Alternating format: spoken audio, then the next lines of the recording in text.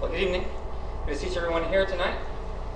We're especially glad to see those we didn't have a chance to see this morning, so we welcome you. This evening's lesson is entitled, The Battle Belongs to the Lord, taking our text from 1 Samuel 17. And the slide says 2 Samuel 17. That's not right. 1 Samuel 17. Apologize for that. I should have told you this morning that today was a themed lesson on David. We talked about David this morning in his older years as king, fleeing Jerusalem and being cursed by Shimei. Tonight we're going to be talking about him in a far younger stage of his life. And this is our 54th song study of the month, The Battle Belongs to the Lord by Jamie Owens-Collins. And the list has been updated on the back, so if there are requests, if you'd like to hear other hymns that are not on that list, please get them to me and I'll try to work them in. I have on the slide behind me the first two stanzas, but because we're not going to be doing this study verse by verse or stanza by stanza, I'm going to go ahead and read through the three stanzas that Joel is going to lead us in singing in a few minutes. It says, In heavenly armor we'll enter the land. The battle belongs to the Lord. No weapon that's fashioned against us will stand. The battle belongs to the Lord. When the power of darkness comes in like a flood, the battle belongs to the Lord. He's raised up a standard, the power of his blood. The battle belongs to the Lord. When your enemy presses in hard, do not fear. The battle belongs to the Lord. Take courage, my friend. Your redemption is near. The battle belongs to the Lord. Ephesians chapter 6 and verse 12 tells us that as Christians, our struggle is not against flesh and blood. And we're going to be talking about a physical instance this afternoon. But Ephesians 6:12 tells us that our struggle as Christians is not against flesh and blood, but it's spiritual. And because we're given weapons of the sword of the Spirit and the shield of faith, and we're given the helmet of salvation and the breastplate of faith in Ephesians 6:13 through 8, the rest of that passage in verse 17, the spiritual weapons and armor, in order to understand how they apply to us in a spiritual sense, the physical applies. We have to look at the physical battle to understand how is a sword employed, how is a shield used, what did the breastplate do to understand what it does for us spiritually. And so we understand from Ephesians 6:12 that our struggle is not flesh and blood, it's spiritual. It says, For our struggle is not against flesh and blood, but against the rulers, against the powers, against the world forces of this darkness, against the spiritual forces of wickedness in the heavenly places. Sometimes in our lives, it's going to feel like we're going to find ourselves in a spiritual fight where it seems we're outnumbered, outgunned, overpowered, overwhelmed, and sometimes, yes, even outsmarted. What do we do then? That's the question. What do we do? We can go back in times past and look at the battle belongs to the Lord in other cases where God's people found themselves in those same situations. We talked this morning from Matthew 5 that said that the prophets were persecuted before you, and we looked at a case of David that happened long ago. We also see in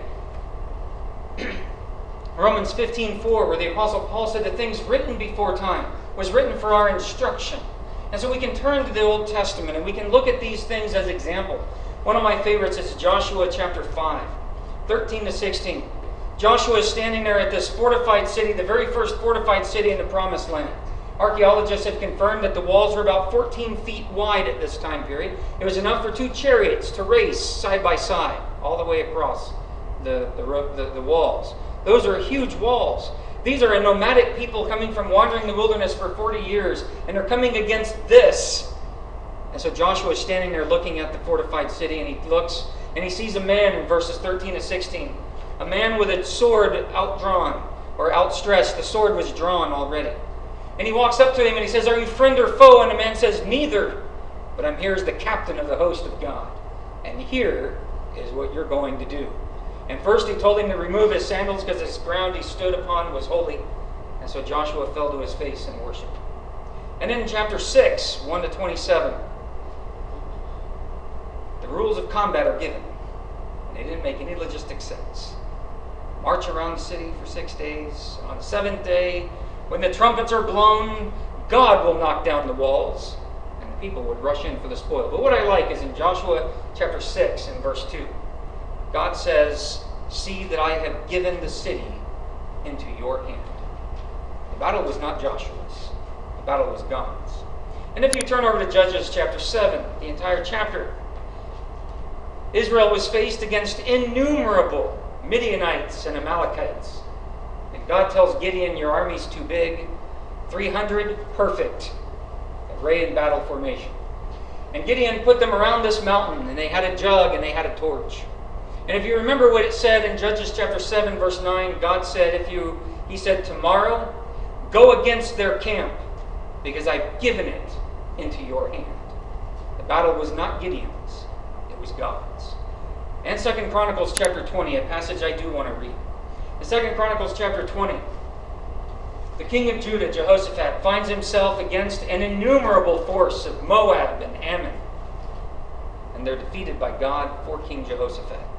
In fact, if you start reading at verse 14, it says, then in the midst of the assembly, the Spirit of the Lord came upon Jahaziel, the son of Zechariah, the son of Benaiah, the son of Jael, the son of Mattaniah, the Levite of the sons of Asaph.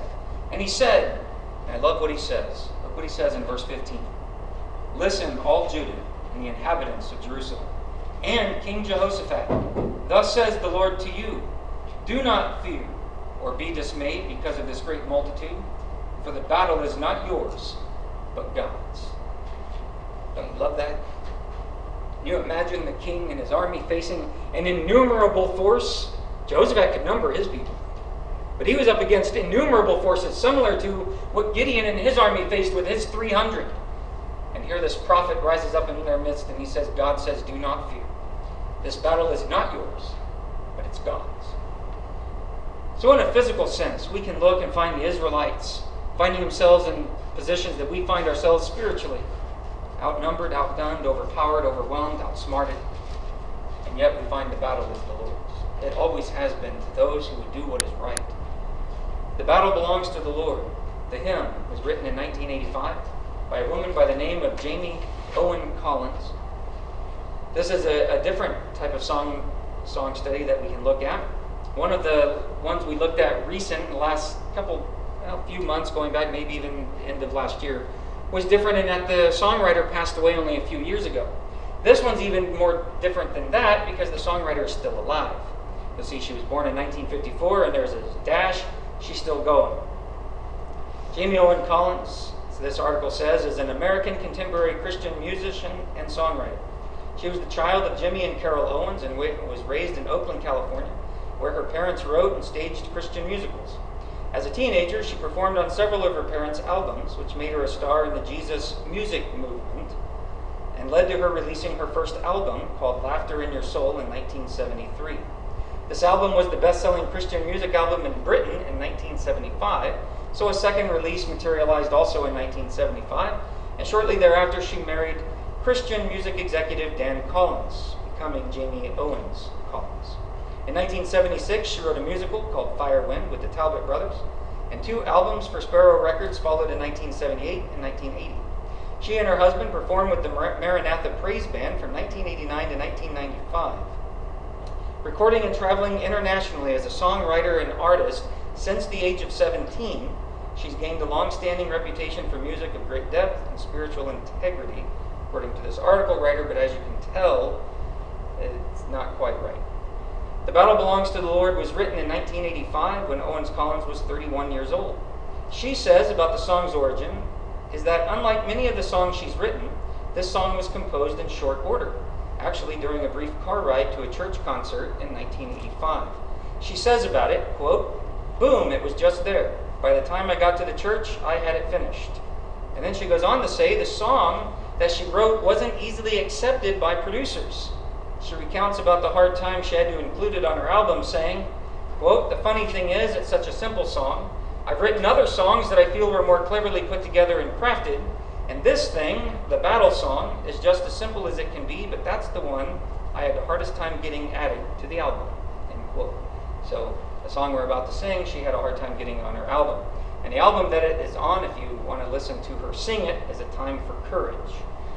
Jamie continues to minister with music and teaching at women's seminars, retreats, and conferences. As a songwriter, she's written songs such as The Battle Belongs to the Lord, You Have Broken the Chains, The Victor, and Hearts Courageous. The last 3 that we looked at, I've never heard of. I don't know them, but we do certainly know The Battle Belongs to the Lord. And so what I thought we'd do tonight is, after looking at the battle belongs to the Lord, we could have easily talked about Jericho, we could have talked about Gideon, we could have talked about Jehoshaphat. But there's another time that this phrase is given where it says the battle belongs to the Lord. And that's in talking about David. David is a great example of showing us that despite the great odds that might be against us, the battle belongs to the Lord. And it could be that I just wanted to take it as another reason to look at David and Goliath. I'll leave that to you. In 1 Samuel chapter 17, 1 to 11, we're going to look at the contest of David and Goliath. I want you to look at Goliath's challenge. In 1 Samuel chapter 17, starting in verse 1. 1 Samuel 17, verse 1. It says, Now the Philistines gathered their armies for battle, and they were gathered at Sokah, which belongs to Judah, and they camped between Sokah and Azekah in Ephes-dammim. Saul and the men of Israel were gathered and camped in the valley of Elah, and drew up in battle array to encounter the Philistines. The Philistines stood on the mountain on one side, while Israel stood on the mountain on the other side, with the valley between them. So when you get the picture here, there's the Philistines on one mountain, Israel on the other mountain, this valley in between. And so this valley becomes the stage for a great contest. In verse 4, it says, Then a champion came out from the armies of the Philistines, named Goliath, from Gath, whose height was 6 cubits and a span. He had a bronze helmet on his head, and he was clothed with scale armor, which weighed 5,000 shekels of bronze. He also had bronze greaves on his legs, and a bronze javelin slung between his shoulders. The shaft of his spear was like a weaver's beam. The head of his spear weighed 600 shekels of iron. His shield carrier also walked before him. He stood and shouted to the ranks of Israel, and said to them, Why do you come out to draw up in battle array? Am I not the Philistine, and you servants of Saul? Choose a man for yourselves, and let him come down to me. If he's able to fight with me and kill me, then we'll become your servants. But if I prevail against him and kill him, then you shall become our servants and serve us. Again the Philistine said, I defy the ranks of Israel this day. Give me a man that we may fight together. When Saul and all Israel heard these words of the Philistine, they were dismayed and greatly afraid. I want you to consider what's going on here. Once again, Israel and Philistia find themselves at war. And on this occasion, the battle was pitched farther south in the land belonging to the tribe of Judah, so they're already in Judah's land. And Goliath proposed a winner-take-all contest for 40 days. This winner-take-all contest says if a man could beat Goliath, then the Philistines would be their servants and would serve Israel. But if Goliath beat the Israelites, then the Israelites would be the servants of Philistia and would serve them. What do you think the Philistines really thought was going to happen? They had no intention of serving Israel, as is proved later. They thought for sure that if any man stepped into such an arena with a man such as this, he was surely going to die, and Israel would then become servants to Philistia. I want you to notice that he is referred to as a champion 3 times. In 1 Samuel 17, verse 4, it says, Then a champion came out from the armies of the Philistines, named Goliath. In verse 23, it says, As he was talking with him, behold, the champion, the Philistine from Gath, named Goliath, was coming up from the army of the Philistines. And he spoke these same words, and David heard them. So now David's at the camp, and it refers to him as a champion. Also in verse 51. In verse 51 of this passage, it says, Then David ran and stood over the Philistine, and took his sword and drew it out of its sheath and killed him and cut off his head with it. When the Philistines saw that their champion was dead, they fled. Goliath was a champion. There are articles out there today by historians and medical professionals and all these things saying they thought Goliath was blind, he suffered from some weakness, and that he was really weak, he couldn't see David, and so it was an unfair fight. I want you to understand the stakes. If Philistia is saying, if you kill Goliath, we're going to be your servants, they're not putting their weak, their blind, and their lame in the field. This man was their champion. He is a giant. He is 9 feet 6 inches tall, if you do the conversion rate, thereabouts. The cubit is always different. It's usually considered about 18 inches, but because it is different from culture to culture, they say thereabouts 9 feet 6 inches tall. His breastplate weighed at least 150 pounds. And you get that if you do the conversion rate. A shekel weighed less than half an ounce. You take 5,000 shekels of bronze and you do the math conversion, you find out it weighed about 150 to 157 pounds of bronze. His spearhead, not just the spear, it says the haft was like a weaver's beam. His spearhead weighed at least 18 pounds. In verse 7. And again, this was no weakling. He was a trained warrior. Look in 17, verse 33. In verse 33, it says, Then Saul said to David, You're not able to go against this Philistine to fight with him, for you're but a youth, while he has been a warrior from his youth. See the contrast? Yeah, shepherd boy, warrior, each from their youth. Saul saying, You can't fight him. He's a trained warrior. The Philistines would not put a sickly weakling to fight for them with so much writing on this victory so many people are touting today. His challenge made Israel greatly afraid. If he looked weak in any sense, do you think one of the men of Israel would have stopped and considered that maybe they could be the hero? This man was not flawed. This man was not weak or blind or feeble in any way. His challenge made Israel greatly afraid. You see it twice in verse 11 and in verse 24. And in verse 25, as we're going to talk about later, as David comes into the camp and he hears it, Goliath had a high price on his head. Read with me verse 25. So it says, When all the men of Israel saw the man, they fled from him and were greatly afraid. Remember verse 23, David hears the challenge. Now he's watching the men flee from his presence. And so David says in verse 25, he says, The men of Israel said, Have you seen this man who is coming up? Surely he's coming up to defy Israel. And it will be that the king will enrich the man who kills him with great riches, and he'll give him his daughter and make his father's house free in Israel. That means they wouldn't have to pay taxes.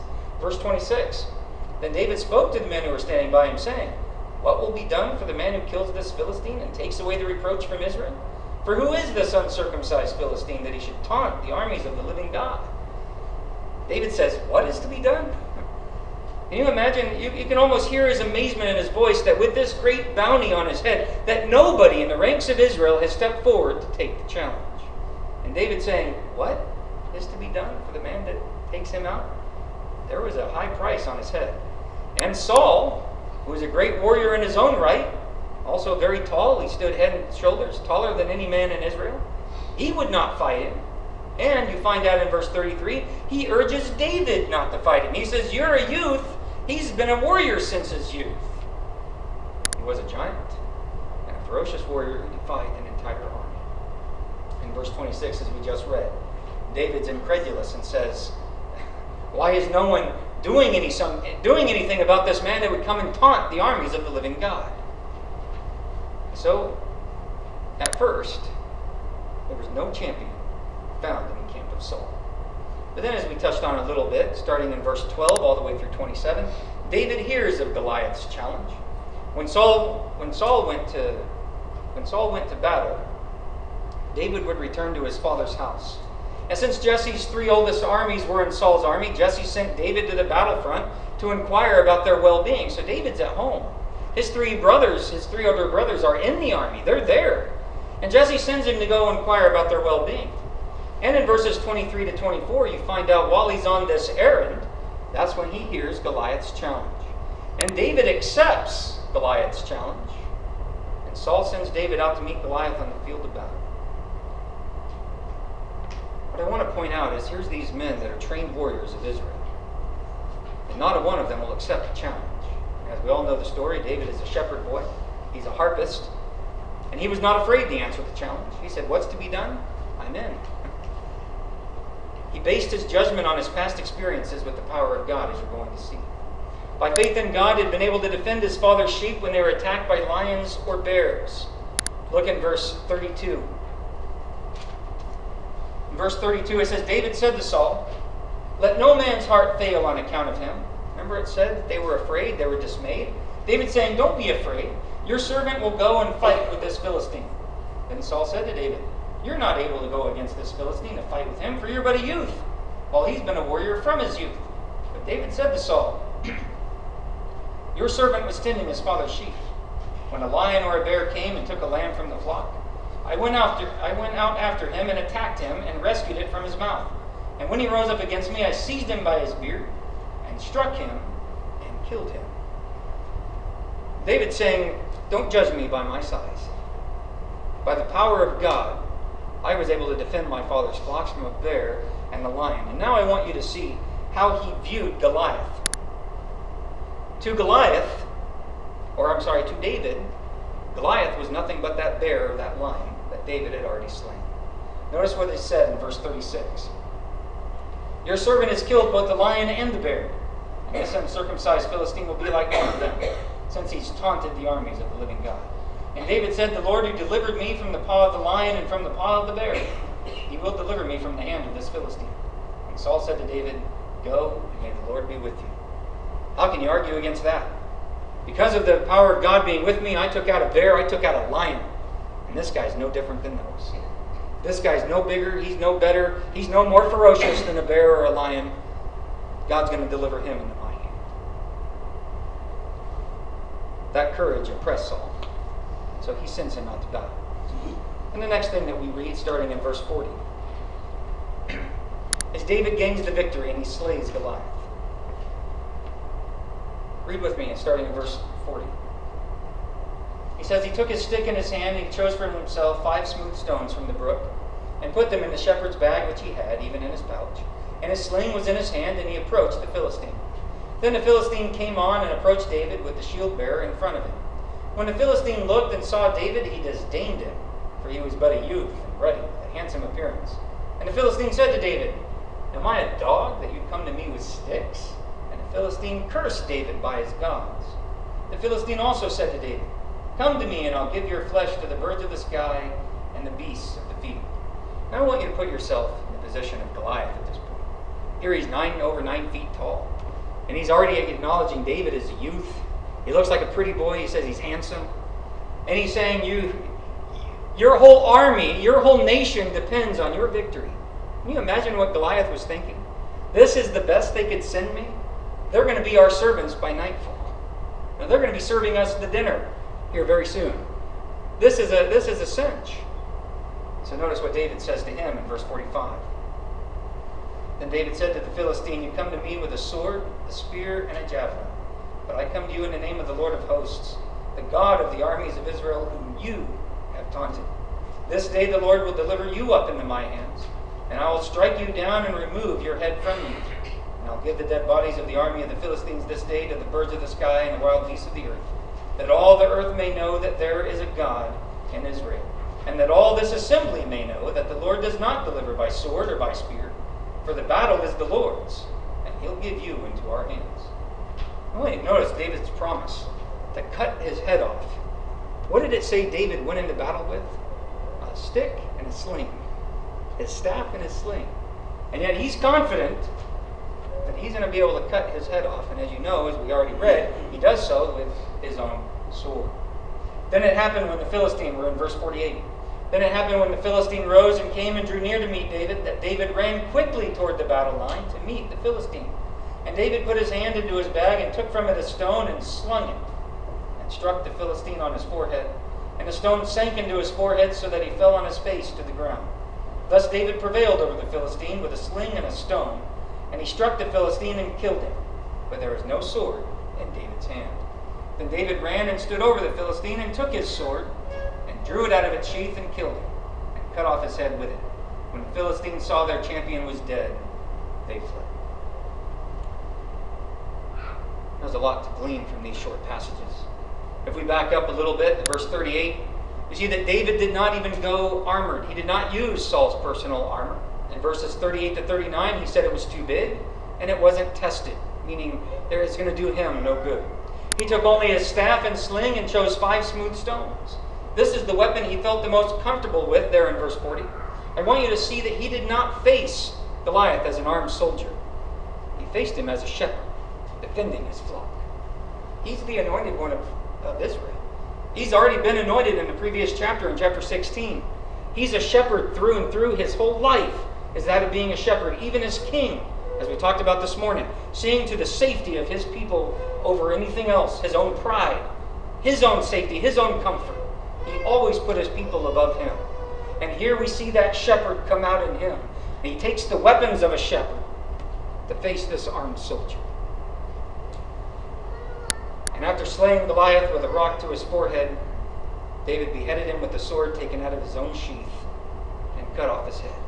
And as we read there in verse 51, then David ran and stood over the Philistine and took his sword and drew it out of its sheath and killed him and cut off his head with it. When the Philistines saw their champion was dead, they fled. Why didn't they say we're your servants? Why didn't they say now it's our turn to serve you? You defeated our champion. Because they never intended it that. They thought there was nobody that could defeat Goliath. For 40 days they saw the army of Israel flee before Goliath in fear and dismay, until a shepherd boy stood up and said no more. There were 3 things David wanted the Philistines, the Israelites, and all the earth to know. 3 things. In verses 45 to 47.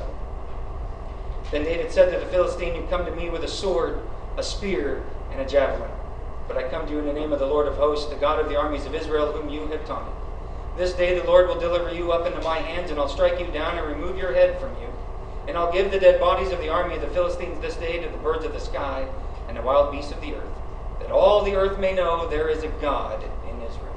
And that all this assembly may know, he's meaning Philistine and Israelite, that all this assembly may know that the Lord does not deliver by sword or by spear, for the battle is the Lord's, and he'll give you into our hands. 3 things David wanted the Philistines, the Israelites, and all the earth to know, and that is that there is a God in Israel, in verse 46. Second, he wanted them all to know that the Lord does not save with sword and spear, for the battle is the Lord's. And thirdly, he was fighting by faith and for the glory of God. If you go back to verse 37, you see he said, the Lord who delivered me from the paw of the lion and from the paw of the bear, he will deliver me from the hand of this Philistine. And then he takes that same faith he expressed to Saul and he expresses it to Goliath, and he runs to meet him in the battle at the battle line. This contest showed what Paul would later write. Romans 8:31, what then shall we say to these things? If God is for us, who is against us? David is the embodiment of that. Can you see that? He's the embodiment of what Paul wrote. If God is for us, who is against us?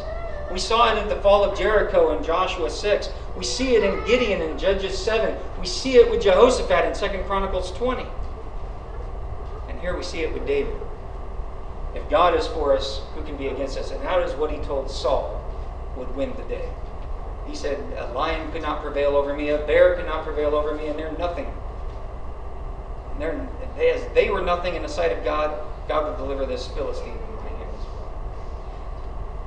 We didn't just read this because I want to talk about David and Goliath, but I wanted us to look at lessons we can get from David's victory. David fought as a shepherd defending his flock, and I want you to contrast that with King Saul.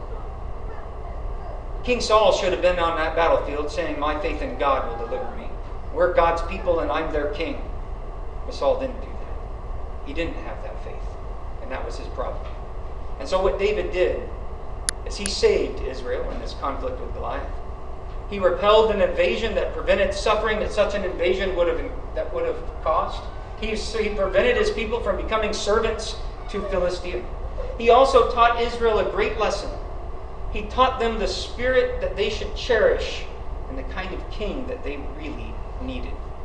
He showed them what a king ought to do for his people.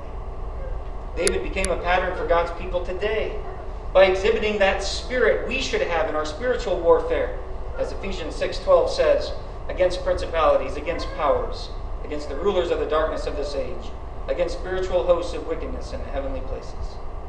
And David did not neglect the use of weapons altogether and then sit back and wait for God to do it. He didn't tell Saul, yep, God's going to give us the battle, and then sit down and wait. No, he armed himself with what he was comfortable with, what he knew, and he went into battle with God at his side.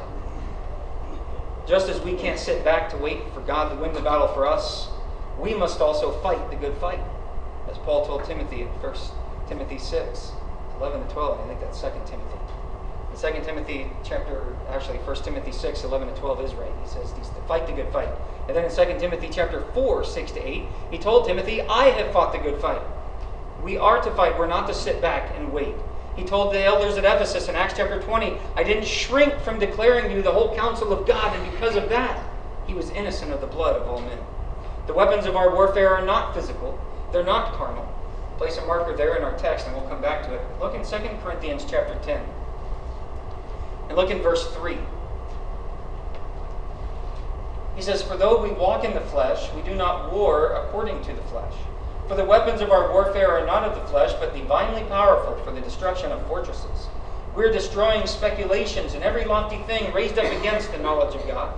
And we're taking every thought captive to the obedience of Christ. And we're ready to punish all disobedience whenever your obedience is complete. Notice what Paul is telling the Corinthians there. The weapons of our warfare can't be defeated. Weapons of our warfare is to destroy fortresses. There's nothing that we can't do with God at our side. But we're also told in 2 Timothy 2:24-26, that we are to battle with gentleness. We are to correct the opposition in gentleness. That means with kindness and humility. The characteristics that David displayed are the same characteristics that we today desperately need. One of the first things we see is faith in God and not doubt. Faith led him to do all for the glory of God. You see that in verse 45 as he runs to the battle line to face Goliath. He looked beyond his problems and he relied on God for his help. He didn't compare himself with Goliath. Think about that. He did not compare himself with Goliath as Saul did. Saul said, "You're a youth." He's been a warrior since his youth. David didn't compare himself with Goliath. He compared himself with God. He compared Goliath to God, and God was bigger than Goliath. That's what David did. He compared Goliath with God, and armed with his faith in God, that heavenly armor, that's what he used to approach the enemy and won.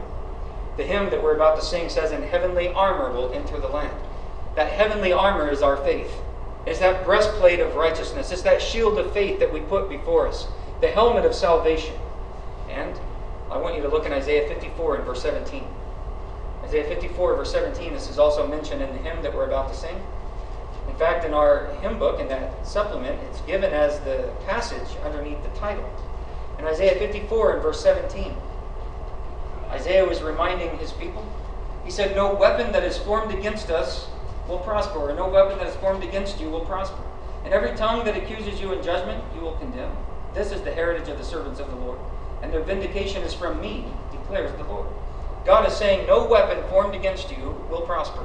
There is nothing, as long as you're doing what is right and I am with you, there is nothing on this earth that can come against you. And truly we see that as Israel attacked Canaan, as they went into the promised land, as long as they were on the side of God, as long as they were doing what was right in obedience, there was no army, no matter the number, that could go toe-to-toe against the army of God. And sometimes they didn't even have to fight. The prophet told Jehoshaphat, "This isn't your fight, this is God's." And they were routed. That innumerable host was routed. God didn't allow them, a physical army, to go toe-to-toe with his people when they were doing what was right. And here David recognized that and stood up and took that challenge. David also expressed humility, not vain pride. Proverbs 15:33 says, "The fear of the Lord is the instruction for wisdom, and before honor comes humility." Proverbs 16:18 says, "Pride goes before destruction, and a haughty spirit before stumbling." Again, in Proverbs 18:12, it says, "Before destruction the heart of man is haughty, but humility goes before honor." Think of the application that we make to our lives today. Look at 1 Peter chapter 5 and ask ourselves, do we have such humility? In 1 Peter chapter 5, starting in verse 5, he says, "You younger men likewise be subject to your elders, and all of you clothe yourselves with humility toward one another. For God is opposed to the proud, but gives grace to the humble." Therefore means understanding that he gives grace to the humble. "Therefore humble yourselves under the mighty hand of God, that he may exalt you at the proper time." It's not for us to exalt ourselves, as Goliath was doing. Goliath was in essence this giant beating his chest saying, "Come, whoever will fight me, and let's fight." David didn't come out that way. He had humility, saying it wasn't his power that was going to do it, it was God that was going to do it. He had humility, not vain pride. Do we have such humility? And David went out to face Goliath with zeal rather than apathy. He was not concerned about his own safety and renown. He had heard the gods that the heathen extolled, and the name of Jehovah that he defied. And he was desirous above all things that God should be glorified. When a man fights for the Lord, he may confidently expect God to fight for him, and that the battle belongs to the Lord. And 2 Chronicles chapter 20, 1-4 and 14-17, as the prophet stood up and said, "Hear, O Israel, all in Jerusalem, and even you, King Jehoshaphat, do not fear, do not be dismayed. This battle is not yours, it is the Lord's. David's courage stands in contrast to fear. Twice in verse 11 and 24, we read that when Goliath came out and issued his challenge, the armies of Israel scattered before him in fear, and they were dismayed. David stands in stark contrast to that, doesn't he? He went to Goliath with courage, not the fear which gripped Israel, not the fear which gripped Saul, because David recognized God was bigger than Goliath. God was bigger than that entire Philistine army, and it didn't matter what they did, that God was on their side. In every victory that we have over sin, we grow stronger in faith. We too are to give glory to God, just as we see in David. Every time we overcome Satan in our own little personal battles, we grow stronger for the next time and the next time, that we might have that faith in God without doubt, that we might be humble and not prideful, that we might have zeal rather than apathy, and we might stand in stark contrast to others who shake and quake in their boots with fear, but we might have courage to face whatever it is in our way. The third point I want us to look at as we apply this account is there are battles that we might fight that don't belong to the Lord. So the question is, how do we know if our battle is of the Lord? Well, if we're doing what God has authorized. Colossians 3:17, 2 Timothy 4:16-17. Colossians 3:17 says, do everything in the name of the Lord, and giving thanks to Him, to God the Father. If the truth of God's Word is at stake and being taught, practiced, or defended against error, then we know the battle belongs to the Lord. Philippians 1:17, Jude 3, Acts 15, 1-11. How do we know if the battle is of the Lord? If it's a spiritual conflict, we are well equipped to face it. Ephesians 6, 10-12. It says we're to put on the whole armor of God so that we might stand. And stand what? Stand a little weakly, leaning against the wall. He says stand firm against the wiles of the devil. He says we are to stand firm. The picture I get in my mind is after a contest and the dust settles, that there's one man standing firm and the other is down cold. That's truly the case we saw with David and Goliath, isn't it? He stood firm. 2 Corinthians 10, 3-5 says this, as we read earlier, our battle equipment, our weapons of warfare, they're not carnal, they're not fleshly, they're for the destroying of fortresses. It says we use them to capture every thought to obedience to Christ. That's the type of warfare we are to engage in. So if it's a spiritual conflict, we know that the battle belongs to the Lord. In Matthew 4, 1-11, as we talked about a couple weeks ago, Jesus, in every temptation he was given, said, "It is written," pointing back to our source of authority, to God's Word. How do we know if the battle is of the Lord? If it's being done in the name of the Lord and God is being glorified. And that's not to say, there are so many battles throughout time that have been given in the name of God. It means if it's done in His name, if it's done in His authority. Colossians 3:17, whatever you do in word or deed, do all in the name of the Lord. If we can't do that, then it doesn't matter what we attach to it, it's going to fail. Even if we're victorious, if we do something outside that authority and say it's in the name of the Lord, it doesn't matter. Matthew 7, 21-23, Jesus says, "Many will say to me on that day, 'Lord, Lord, we did all these things in your name.'" He doesn't commend them. He says, "Depart from me, I never knew you, you who practice lawlessness." So it's important that we understand that if it's being done in the name of the Lord and God is being glorified, that it's in the right way. And that's what David did in 1 Samuel 17, 45-46. How do we know if our battle is of the Lord? If we're fighting in faith and not just fighting. There are some battles we engage in that are of no profit. We're just engaging in them so we might fight. No, we need to be fighting in the faith. 2 Timothy 6:12 and Romans 10, verse 17. That's 1 Timothy 6:12. I've got all kinds of typos. I apologize. 1 Timothy 6:12 and Romans 10:17. How do we know if our battle is of the Lord? If our spiritual armor is properly employed. If we are standing right, holding that shield up, deflecting the darts of the evil one. If we're using the sword in the proper way, both offensively and defensively. If we're studied, 2 Timothy 2:15, if we know what we're doing with that armor, then the battle belongs to the Lord. And if one suffers for righteousness' sake. Jesus said this in Matthew 5:10-12. We talked about that this morning. 1 Peter 4:12-16 says, if we suffer not as an evildoer, but just as a Christian, we're to glorify God in that name. And how can we know if our battle is of the Lord? If it can rightly be said that we're on the Lord's side.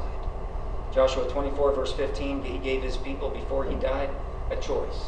He said, you can serve the gods of the people that we just conquered, or you can serve the Lord. He says, it doesn't matter what you do. As for me and my house, we will serve the Lord. That's a choice that we must make every day. It doesn't matter the people that we've known and loved, even looked up to, if they fall away. It matters what we do. We make the choice to stand firm, to stay strong. When we fight on the side of right, it can be said of us, as we look at in Romans 8:37-39 from the King James Version, that we are more than conquerors through him who loved us. He says, yet in all these things we're more than conquerors through him who loved us. And in verses 8:38 all the way through 39, that's where he launches into, who can separate us from the love of God? Nothing. It doesn't matter how deep, how wide, how far. Nothing can separate us from the love of God except us. When we choose to go on sinning willfully, as we see in Hebrews chapter 10, verse 26, we take ourselves out of the flock of God. But we can always return. We are to stay strong and to fight our battles according to the way the Lord would have us to fight. As we conclude, we see that we all fight battles. I think all of us can agree with that. But they may not necessarily be the Lord's battles. Can you truly say the battle you've been fighting is of the Lord? You need to be sure that we're not just fighting to say we're fighting, but that we're fighting according to the way God would have us to fight. In our spiritual battles, the battle is the Lord's. The song said, the hymn that we're about to sing, I love the second verse. It says, when the power of darkness comes in like a flood, the battle belongs to the Lord. He's raised up a standard, the power of his blood. The battle belongs to the Lord. If you look with me as we conclude, look in Hebrews chapter 2. In Hebrews chapter 2, starting in verse 14. He says, therefore, since the children share in flesh and blood, he himself likewise also partook of the same, that through death he might render powerless him who had the power of death, that is, the devil, and might free those who through fear of death were subject to slavery all their lives. For assuredly he does not give help to angels, but he gives help to the descendant of Abraham. He says, he through death he might render powerless him who had the power of death, that is the devil, and might free those who through fear of death were subject to slavery all their lives.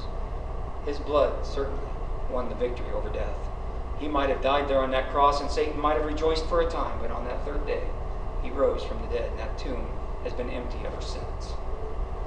There is a need for people of courage and faith, just as there was a need for David back then. There's a need for people of courage and faith today to take on the giants of today. You might say, what giants today? I tell you, there are giants of today. They include worldliness, compromise, indifference, false doctrine, and lack of growth. Any one of these things can threaten our souls. Any one of these things can tear us down if we don't fight them. Any one of these things may cost us our soul if we find ourselves engaging in them out of fear, trying to fit in. Whatever these things are. Just as in the days of David, I want you to understand that the giants of today are not bigger than God. Goliath was not bigger than God. The Philistines were not bigger than God. Jericho, the innumerable host that Gideon faced or Jehoshaphat faced, none of them were bigger than God. So just in the days of old, these giants we see today that people so often fall to, they fell because they didn't have the faith and courage to fight it. You and I need to have that courage to stand against these things. And when the dust settles, to be standing firm. We need to have that courage of David to overcome and enjoy the blessings of God. One last passage as we close. Revelation chapter 21, verse 7. We can truly say of David, in that contest there in the valley of Elah, between the armies of Israel and the armies of the Philistines, and Goliath issuing that challenge, David overcame. He overcame the fear of the army. He overcame the disdain of the Philistines and even the giant that faced him. He overcame it all because of his faith and courage in God. And look what is said about those who overcome in verse 7. And the full context goes back to verse 1, especially verse 3, when you hear all the things that God is going to do in heaven, wiping away all tears, taking away sorrow, taking away mourning, no more crying, no more pain. He says in verse 7, He who overcomes will inherit these things, and I'll be his God, and he will be my son. We need to have the courage of David to overcome and enjoy the blessings of God.